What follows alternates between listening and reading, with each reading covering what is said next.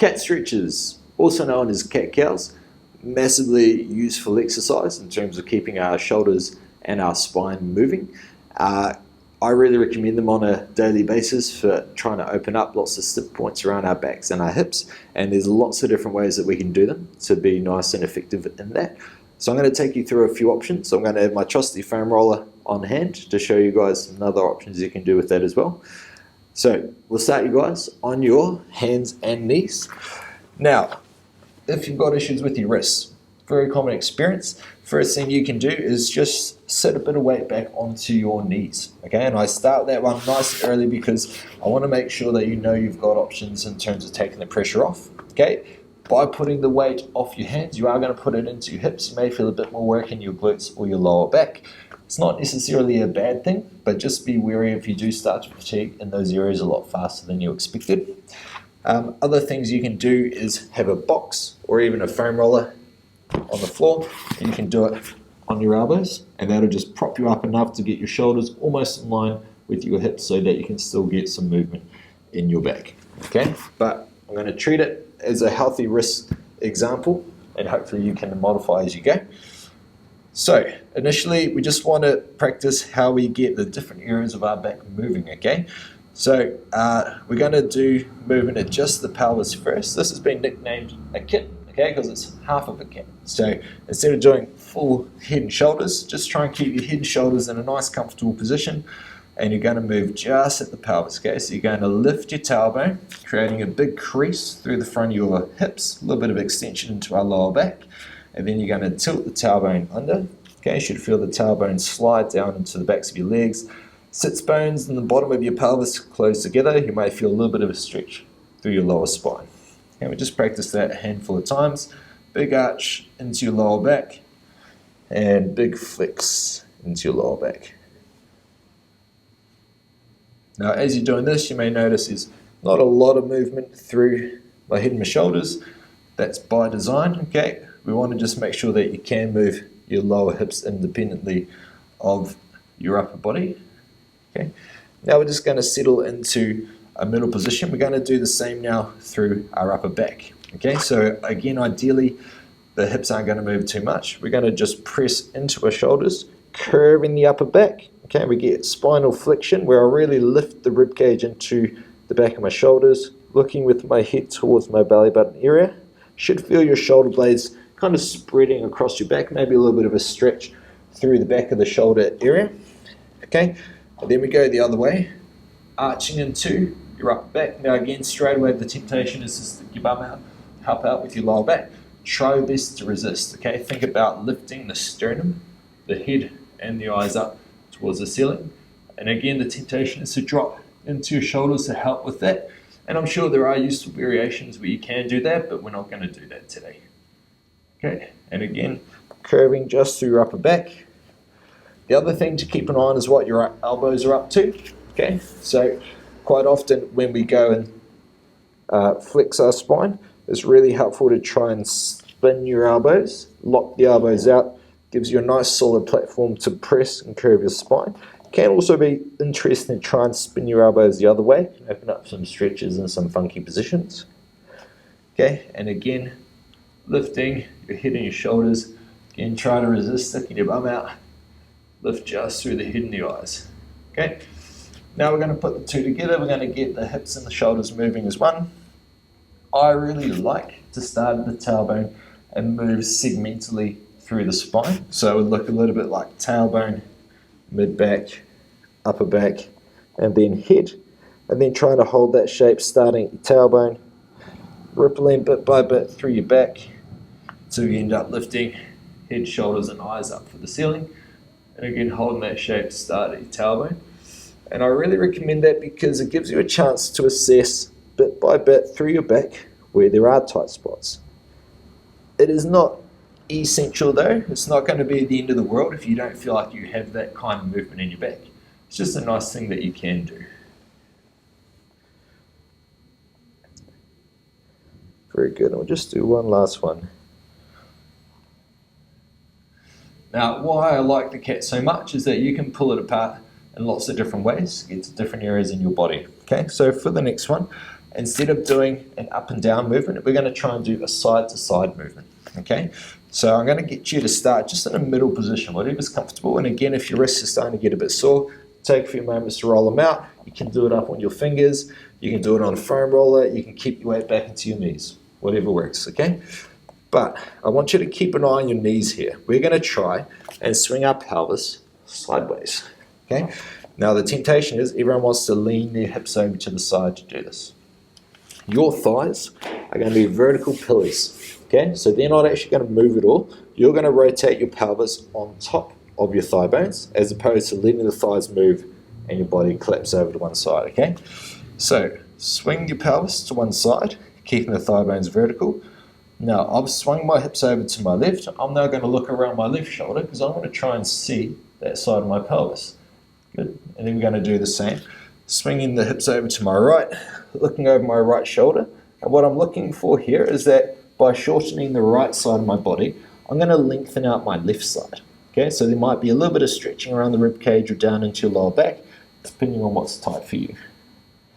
Okay, and we'll just practice that a few times, looking with the head in the eyes each time, keeping an eye on your thigh bones, making sure that you're not letting your hips swing over to the side, getting in the way of your ability to bend your spine. Okay, a couple more times. Another way you can think of it is if we talk about the tip of your tailbone. Okay, so when we started off with our cats, tip of the tailbone, it was drawing a line up and down. Okay, this time as we're trying to go side to side, the tip of the tailbone draws a line sideways. Okay, that's going to be useful because part 3 is when we put those first two together and we actually start to draw a bit of a circle. Okay, now this is where going back to those kittens can be quite helpful. We're just going to start moving at the hips first. Okay, so think about your tailbone, right at the tip of the tailbone there, up and down, side to side. Now how would I draw a circle? Okay, you're just going to think a little bit of a circle with the tip of the tailbone. Now I'm a little bit forgiving at the thigh bones to start with this one. People often get a little bit confused about what their legs are up to, so they'll start swinging their hips around. And it's not the end of the world, like it's actually quite nice for getting the hip socket moving. So I'm not opposed to that, but just know that the goal for this exercise, long term, is that your thigh bones stay vertical and that your hips can move purely on top of the thigh bones, but still be able to find really good range. Now, as things start to loosen up, start to get your mid-back moving as well, and then eventually your upper back. And last but not least, your head. Now the easiest way to do it is just don't overthink it too much. Okay?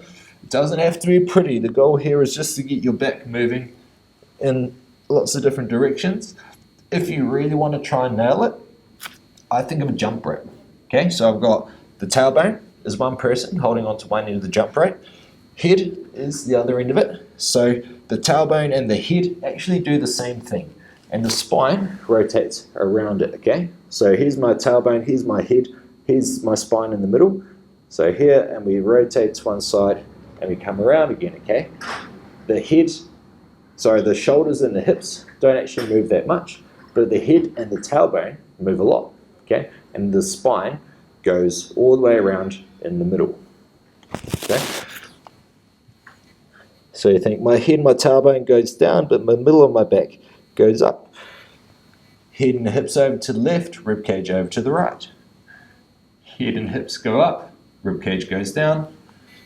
Head and hips to the right, rib cage over to the left. And just put it all together and start playing around. Now again, don't stress if it's not pretty. That one's called a disco cat. It's one of a contemporary dance exercise that Ash taught me many years ago. And it's a really nice one just to get things moving. If you happen to explore and let your rib cage and shoulders move around a little bit, it's still going to be fantastic for you. Okay, so really take your time and try and just get everything moving and explore it a little bit. Awesome. Now, the next steps that we're going to add for this one is trying to get your shoulders moving. Okay, there's lots of versions of this where you do your hips as well. We'll do them at a later date. Shoulders are today. Okay, so grab your foam roller. And again, I'm going to do some other examples of other props you can use for this. You don't even have to use a foam roller. I just find that it's helpful. Okay, and you're just going to have the foam roller out in front of your fingertips. Feet and legs in a comfortable position for you. Hands are going to go, so you've got one hand doing a little karate chop on the foam roller, and your job is just to press the foam roller away as far as you can. Okay, now you see my body will naturally rotate. I'd really recommend turning your head and your eyes up towards the ceiling to try and keep your neck stretched out, then coming back up again. Now, for the first few, just do whatever feels natural in terms of what your other arm's up to. Okay, see what feels good for you.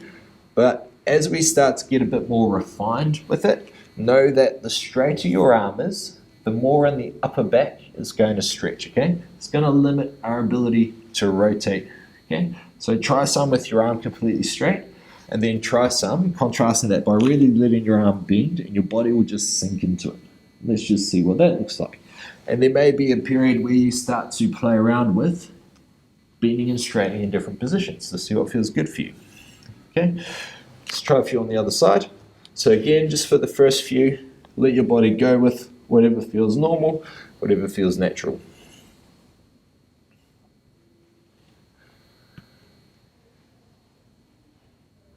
And then you start to play around with what your supporting arm is up to.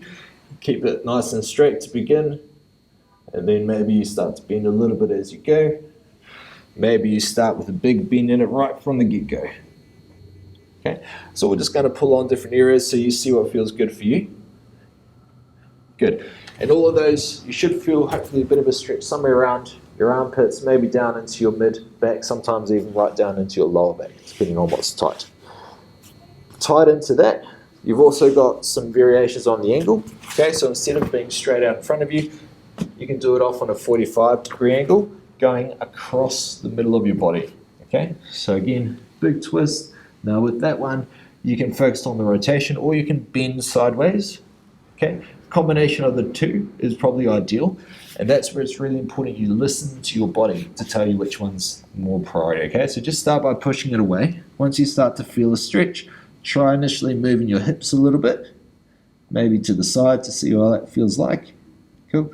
And then maybe start to then use your arm a little bit more to see what stretch you can find. Hold that for a few moments, then slowly coming back up. Good. Nice, and then try the same thing going the other way. And again, just play around with it initially, see what you can learn about your back and your shoulders. A little bit of a stretch, maybe take a couple of breaths into any stretches that you find.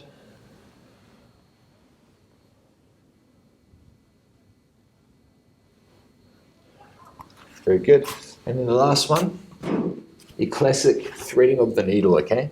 So start with the foam roller just running along the outside of your body. Take the back of your hand, place it on the foam roller. Now this other supporting hand is free to be moved. Some people like it quite close, some people really like it far away. Okay, so just keep that in mind. Once you start going, you can change it. All you're going to focus on initially is just pushing the foam roller away. Now, keeping your arm reasonably straight to start with is going to force the stretch into your back. And again, the straighter your other arm is, the higher in your back the stretch will be. As you get more confident with it, you can start to bend your arm, maybe rotate it a little bit, let your body twist, turn your head and your eyes up towards the ceiling. Then coming back up. Okay, and again, play with it a little bit further away, play with it really close up. There's no set rules. Okay, your job is to explore and see what feels really good in your body. Okay, play around with what the hips are up to, play around with what the legs are up to. I'll cover that in a later segment. But just try those different reaching positions and see how that feels for opening up your neck and your shoulders. Thanks very much.